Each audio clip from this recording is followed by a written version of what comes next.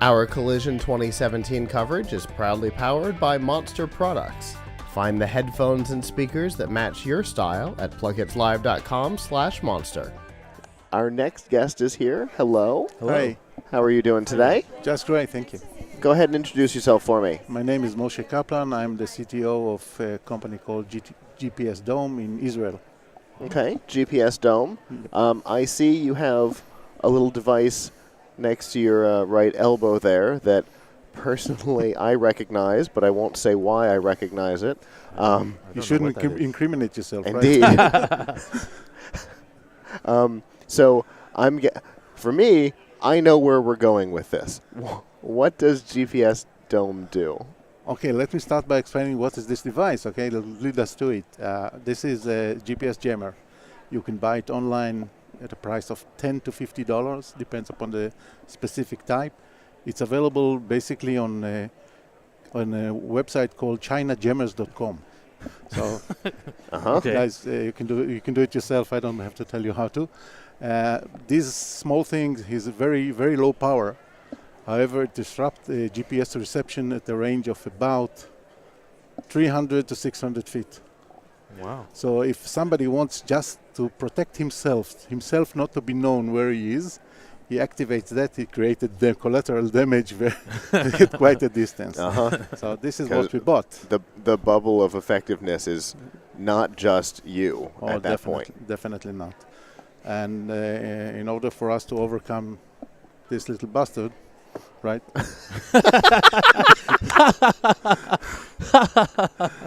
That's amazing. We developed this product. Okay.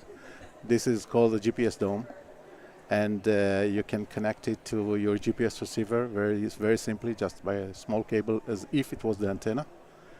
In the product itself, we also give you a couple of antennas, so you're connected to the other two connectors. And with this, we just nullify the impact of the jammer. Okay. Really? So your GPSdome will be protected. Okay. As somebody who, again, knows what the first box was coming into this, I won't say that there's one on my desk. Well, we use it for testing purposes. I mean, I've worked with two different IoT companies that produce GPS devices. So, so is it's seriously as easy as including this in your hardware setup with the two antennas? Right. There's nothing else to it. Nothing else. You just have to place the antennas at a distance of 4 inches apart, any direction, any place you want them. Okay. Well, they have to see the GPS. Naturally, they have to be open to the sky. Sure. So you're not going to put it under something pointing at the ground. Definitely not. Fair enough. Like any GPS antenna. Fair enough. Two GPS antennas basically are looking at a distance of 4 inches, 10 centimeters. No, you're fine. I'm more reliable with it. And that's it. And forget all about it. You don't have to power it up. You don't have to shut it down. You don't have there's no protocol connecting to it. It's just antenna. Okay. And does this then connect into the GPS device itself? Yes. Okay. It looks like, to the GPS device, it looks like an antenna, a regular antenna connected to the antenna port of the GPS. There where it's also draw the power that is required for the operation. That was my next question. Okay. So let's say I'm UPS and I'm equipping all of my vehicles with trackers so that I can, I don't know, tell how efficient routes are. Okay. And I'm concerned about those devices, as well I should be, because they're easily attained at this point. All I do is I've got let's say the Zergo box is probably somewhere in my cab. Yeah. And it's running to a regular antenna. I'm going to disconnect the regular antenna, use the same cable, Yes. and plug it into this instead. Yeah. And then I'm going to put two antennas where the original one was at 4 inches, 10 centimeters apart. That's correct. Absolutely right. Nothing to it. See, our installation guide is about 4 lines telling you about exactly the same thing. I wanted to expand on it just to make sure I totally understood what we were talking about. Well, let me tell you one more thing. Okay. I mean, we're all familiar with this device. Okay, now we're all familiar with this device. Indeed. There are other smarter devices that can fool your position. I mean, telling the GPS, hey guy, you're not here, you're someplace else. It's called spoofers. Okay? This little thing is overcoming spoofers as well. Okay. So you can cheat them.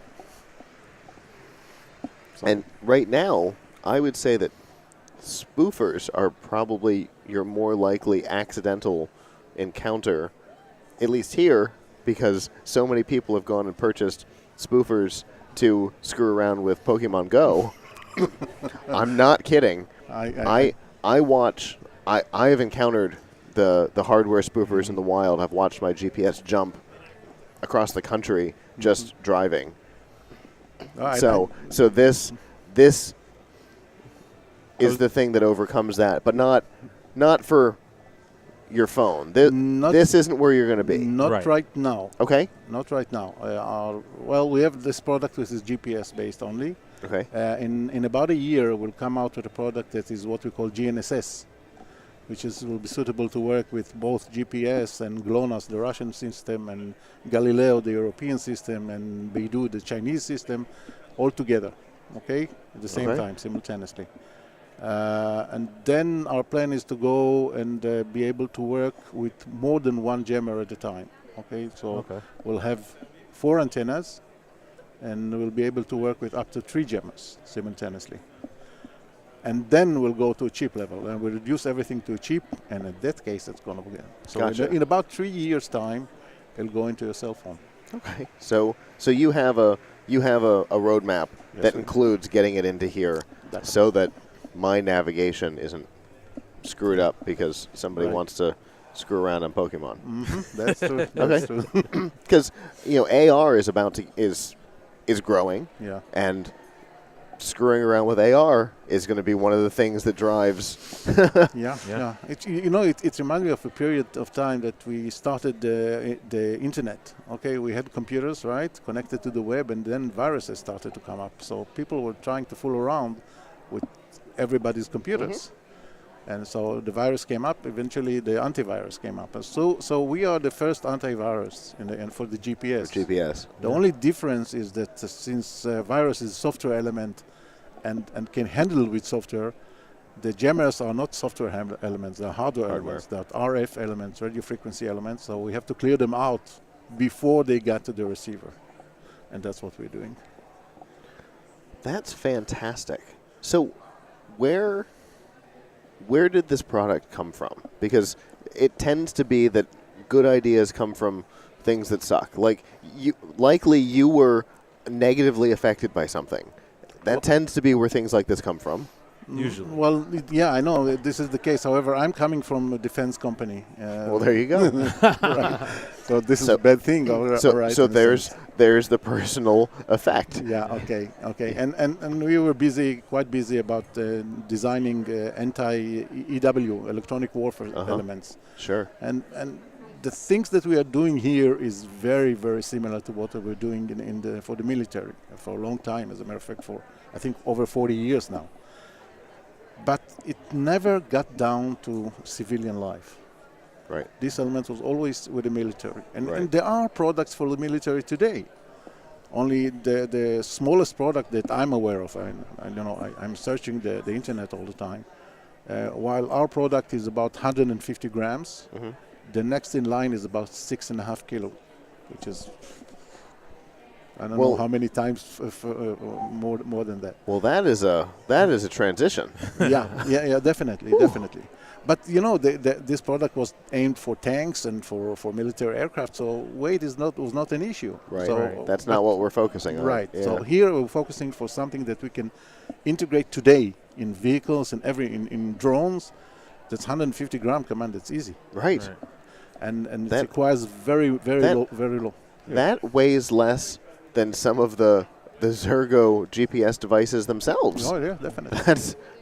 How much? That's the- fascinating. And just by the way, it's if you look inside, it's there's how do you call it? This material, about half the weight is just locking material. It's just that base. yeah, Gotcha. nothing. How much would something like this run? Okay, right now, today, it costs about a little less than $2,000. Okay. Again, in comparison to the military, the smallest device is about 35K. Okay. Right. Okay, we plan to reduce it on the next generation to something between 400 and 600. Okay.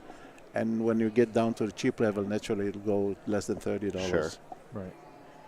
That's fantastic. Thanks. How available are they today? Like, if FedEx wanted to buy them, would you be able to handle that? We are able to send a few samples immediately, Okay. Okay. and whatever order they want within a 3 months period we can deliver.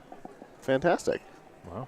That's Yeah. that's great. So you've got a production, like an on-demand production Yes, setup. definitely, definitely. That- So That's kind of how the GPS world works in general, so that yeah, makes sense. mhm, Yeah. yeah. I know companies like Zergo do the same thing. So, Well, you can't stalk yourself to death, right? yeah, it would be crazy. Yeah. Yeah. So if our viewers want to find out more information, where can they go? Yeah, they go to www.gpsdome.com. Dome, D-O-M-E. Wow. Simple. Thank you very much. This is like magic in a box. It is. It is. Thank you very much. Thank you. We appreciate it. Have a good rest of the show. Thanks. Bye-bye.